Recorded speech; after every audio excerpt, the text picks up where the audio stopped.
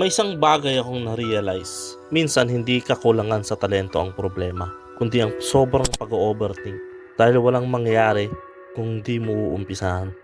Ang na-realize ko sa 8 content na nagawa ko sa YouTube, hindi mo kailangan mag-overthink, no? Di mangyayari ang isang bagay kung di mo uumpisahan.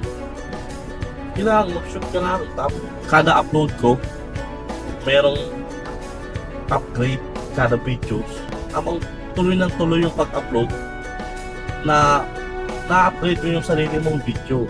1 to 10, 10 to 20. Dating mo sa 100, siguro naman maganda na yung video mo kasi sa 100 in-upload mo na videos, ilan na yung na-upgrade mo doon.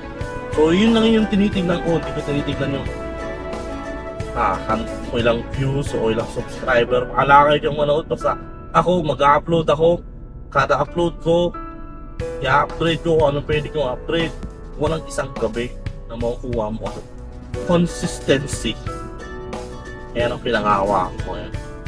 Kahit tinatamad ako, pinupush ko yung sarili ko, mag-upload ka, maghanap ka ng content. Hopefully maghanap tayo ng content today. Basta lumabas lang ako, basta naligo ako, nagkape ako, nagbuksan ko yung sasakyan, lumabas ako. So kung may mapanood kayong video after na itong vlog na to, malamang may nakuha na akong content sa taas. Masasama ka lang yung passion mo ang vlog. Hindi magsisimula yan hanggat hindi mo pinipindot yung play button ng camera. Stop overthink. Huwag mong ini-expect na sa unang video mo may manonood dyan.